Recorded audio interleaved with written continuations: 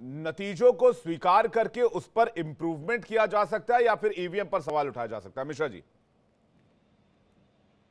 देखिए विवेक जी, आज मुंबई से प्रकाशित होने वाली संडे मिड डे में एक खबर छपी है बहुत विस्तार से। और वो खबर ये बताती है कि 14 जून को एक एफआईआर किया गया। एफआईआर किसके खिलाफ किया गया? मंगेश पंडिलकर के खिलाफ, जो रविंद्र वायकर के संबंधी हैं।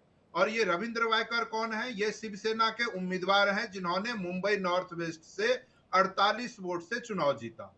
और पुलिस का आरोप है, ये मैं नहीं कर रहा हूं, पुलिस का आरोप है कि उस मंगेश पंडिलकर के पास जो फोन था वो वहां ईवीएम से कनेक्टेड था, उससे ओटीपी जनरेट किया गया और ईवीएम को अनलॉक किया गया, जो नेस्को सेंटर में 4 जून को यूज किया गया था। और उसमें पोस्टल बैलेट सिस्टम को भी अनलॉक किया गया। ये पुलिस का कहना है, जो आज के संडे मिड डे में बहुत विस्तार से छपा है। और हमारे आदरणीय नेता श्री राहुल गांधी जी ने अपने ट्वीट के साथ उस आर्टिकल को भी लगाया है, आप वहां से देख भी सकते हैं।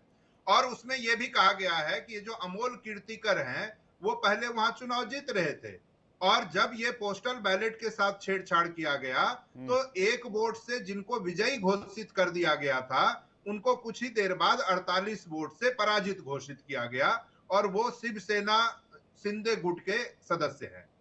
मैं ये कह रहा हूं कि ये तो एक एग्जांपल है। आपने जो खबर बताई उसमें मैं थोड़ी सी क्लैरिटी कर देता हूं। पुलिस ने बताया कि मोबाइल फोन का इस्तेमाल ईवीएम मशीन को अनलॉक करने वाले ओटीपी को जनरेट करने के लिए किया गया। बिल्कुल बिल्कुल, यही मैं कह रहा हूं। नहीं, तो ईवीएम मशीन पीठासीन अधिकारी अनलॉक करता है, कोई दूसरा अनलॉक कर नहीं सकता है। तो फोन का गलत तरीके से इस्तेमाल हो रहा था, ईवीएम को हैक करने के लिए इस्तेमाल नहीं हो रहा था। मिश्रा जी, ये दो अलग अलग चीजें हैं, तो इसको प्लीज दोनों को अलग अलग रखिए। मिश्रा जी देखिए, मैं विवेक जी वही कह रहा हूं कि ये तो सामने आया, पुलिस ने एफआईआर भी किया है कि एक बाहरी व्यक्ति के पास कोई फोन है जिससे ईवीएम कनेक्टेड है, जिससे ओटीपी जनरेट किया गया और जिससे उस ईवीएम को अनलॉक किया गया। ये अपने आप में बताता है कि दुरुपयोग संभव है। एक तो ये बात।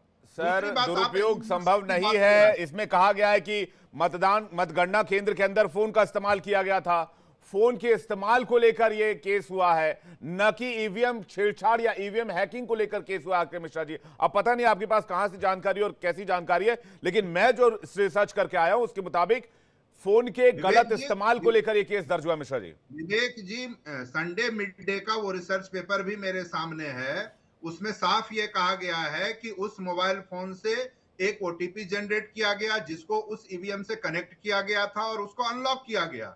मैं ये कह रहा हूं कि ये पारदर्शिता पे संदेह बताने के लिए पर्याप्त है। और पुलिस ने 14 जून को एफआईआर भी किया है और वहां उम्मीदवारों को भी नोटिस जारी किया गया है। अब मैं दूसरी बात पर आता हूं। एलन मस्क ने क्या कहा?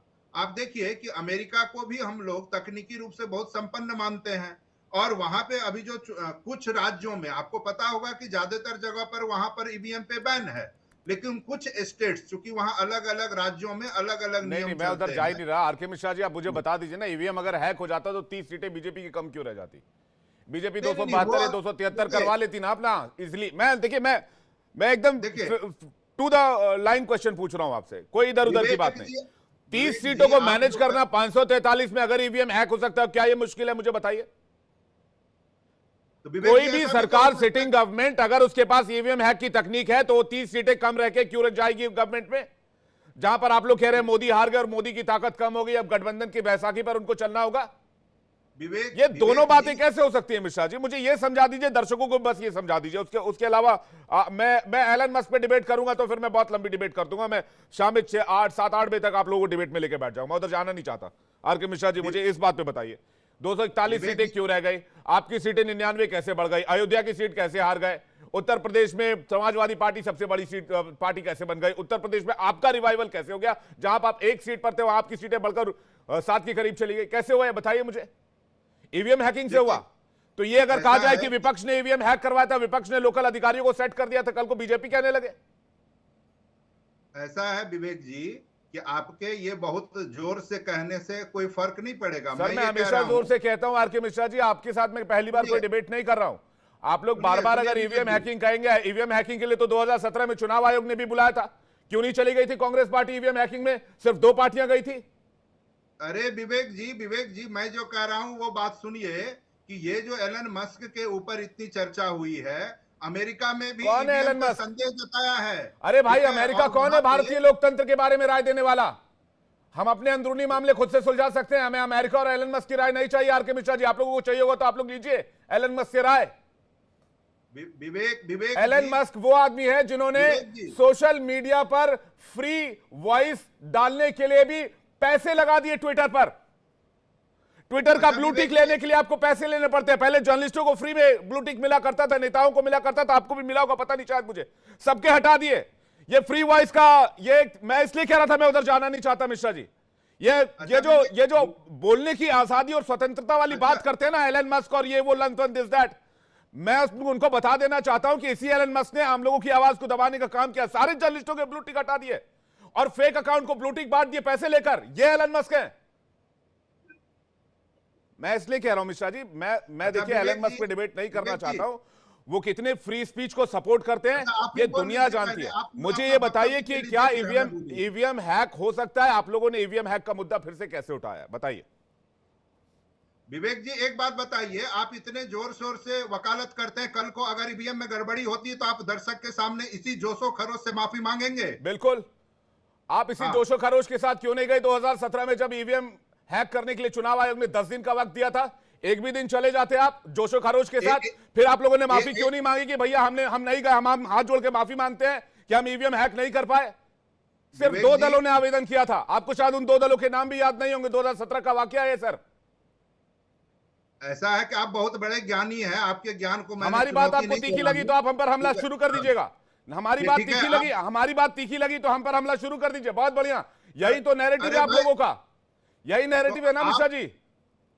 तो आप तो खुद प्रवक्ता बन के मैं जब बीजेपी ये सवाल करता हूं तब तो आप लोगों को बहुत अच्छा लगता है। मैं आपसे सवाल पूछता हूं तो आप मुझे ज्ञान ही बता देते हैं, मुझ पर पर्सनल अटैक करना शुरू कर देंगे। अभी बोलेंगे आप प्रवक्ता बन जाइए। व्याख्यान देते रहिए, मत बुलाइए दूसरे को, आप ही अपना व्याख्यान देते रहिए यहाँ पे बैठ के। तो जवाब दीजिए ना, आप एलन मस्क पे क्यों जा रहे हैं? मैं जवाब दीजिए आप। नहीं, आप जवाब दीजिए। आप, मैं एलन मस्क पे मत जाइएगा प्लीज, रिक्वेस्ट कर रहा हूं। चलिए बताइए। देखिए ऐसा है कि मीडिया भी अपना चतुर्थ स्तंभ होते हुए ना, जब एक पक्षीय हो जाता है तो विपक्ष को उससे भी परेशानी होती है। ठीक है ना? मैं यही कह रहा हूं। आप एक बात बताइए कि भारतीय जनता पार्टी के सर्वोच्च नेता लालकृष्ण आडवाणी पे इस पर सवाल उठाया था कि नहीं? सुब्रमण्यम स्वामी ने सवाल उठाया था कि नहीं? जुएल नरसिम्हा ने इस पे पुस्तक लिखी थी कि नहीं? क्या ये तथ्य नहीं है? तो आप उनके ऊपर तो इस तरह से नहीं चिल्लाते हैं, लेकिन विपक्ष का कोई नेता एक सवाल खड़ा कर दे। नहीं, एलन मस्क कब से विपक्ष का नेता हो गया मिश्रा जी?